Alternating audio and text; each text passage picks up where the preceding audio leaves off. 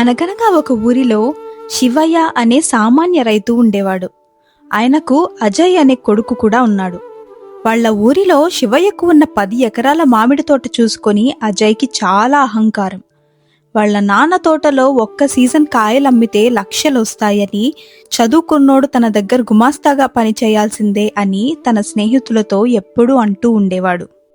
శివయ్య అజయ్ని చదువుకోమని మొత్తుకున్నప్పుడల్లా, నీకు సంతకం రాకపోయినా ఇంత ఆస్తి సంపాదించావు కదా, నాకెందుకు చదువు అని ఎదురు ప్రశ్నించేవాడు. శివయ్య చాలా బాధపడుతూ ఉండేవాడు. అదే ఊరిలో గిరి అనే ఒక వ్యక్తి ఉండేవాడు. అతను పైకి చాలా మంచివాళ్లా కనిపించినా లోపల మాత్రం పరమ కిరాతకుడు.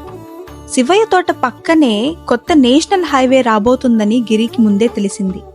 ఆ తోట విలువ ఇప్పుడున్న దానికంటే 10 రెట్లు పెరుగుతుందని గిరి ఒకరోజు శివయ్య దగ్గరకు వెళ్లి, శివయ్య, ఏంటి విశేషాలు? ఎలా ఉన్నావు?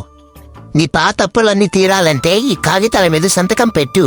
నేను నీ తోటలో సగం భాగాన్ని లీజుకు తీసుకుంటాను. నీకు నెల డబ్బులొస్తాయి అని అనడంతో శివయ్య తన కొడుకు అజయ్ని పిలిచి, బాబు అజయ్, గిరిగారు కాగితాలు తెచ్చారు, లీజు పత్రాలంట, ఒకసారి చదివి చూడు నాయనా. అజయ్ ఆ కాగితాలని చేతిలోకి తీసుకున్నాడు. అందులో ఇంగ్లీష్తో పాటు క్లిష్టమైన తెలుగు పదాలు కూడా ఉన్నాయి. అజయ్ ఎప్పుడూ క్లాసు సరిగ్గా వినలేదు. వాడికి అక్షరాలు తెలుసు కానీ ఆ వాక్యాల వెనక ఉన్న అసలు అర్థం ఏంటో తెలియలేదు. అంతా బానే ఉంది నాన్న, గిరిగారు మనకు తెలిసిన వాళ్లే కదా, సంతకం పెట్టేయి. శివయ్య తన కొడుకు మీద నమ్మకంతో ఆ కాగితాల మీద బొటనవేలు ముద్ర వేశాడు. అలా 1 నెల రోజులు గడిచిపోయాయి. ఒకరోజు తెల్లవారుజామున జేసీబీలతో కొంతమంది మనుషులు తోటలోకి వచ్చి చెట్లను నరికేయడం మొదలుపెట్టారు. శివయ్య పరిగెత్తుకుంటూ వెళ్లి ఆపాడు. ఏంటయ్యా, ఏం చేస్తున్నారు? నా తోటలో చెట్లు నరుకుతున్నారేంటి? శివయ్య, ఇది నీ తోట కాదు. నువ్వు ఆ రోజు సంతకం పెట్టింది లీజు పత్రం మీద అనుకుంటున్నావా? కాదు, అమ్మకపు దస్తావేజు. నువ్వు ఈ తోటను నాకు కేవలం 5 లక్షలకి అమ్మేశావు. ఇదిగో కాగితాలు. అజయ్ వెంటనే ఆ కాగితం లాక్కొని చదవడానికి ప్రయత్నించాడు.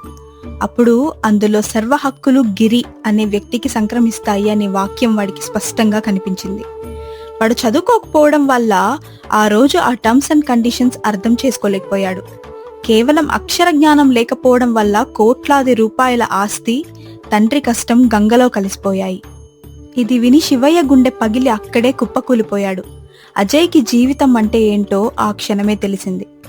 శివయ్య తన ప్రాణం కన్నా మిన్నగా పెంచుకుంటున్న తోట పరాయి పాలవ్వడం తట్టుకోలేకపోయాడు. ఆ దిగులుతోనే కొద్ది రోజులకే కన్నుమూశాడు.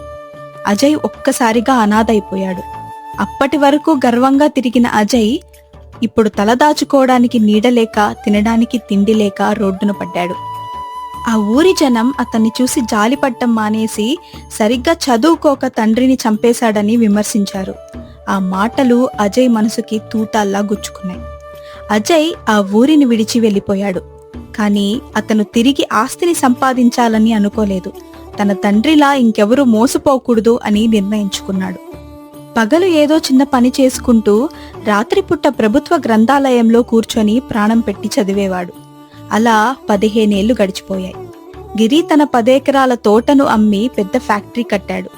ఇంకా పెద్ద మోసగాడిగా మారిపోయాడు. అజయ్ మాత్రం ఒక గొప్ప ప్రభుత్వ విద్యాధికారి అయ్యాడు.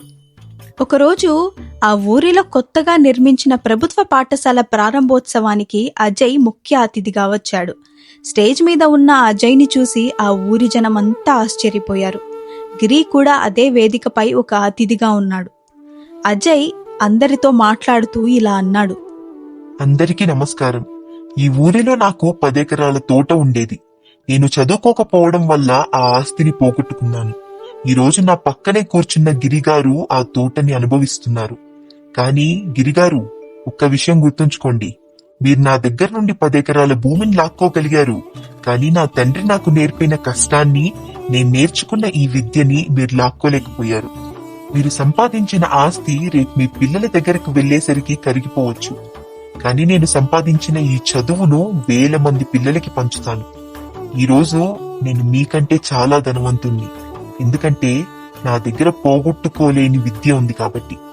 అజయ్ మాటలకి సభ అంతా చప్పట్లతో మారుమోగిపోయింది. గిరి తలదించుకున్నాడు. మీకు కనుక ఈ కథ నచ్చినట్లయితే లైక్ చేయండి, షేర్ చేయండి.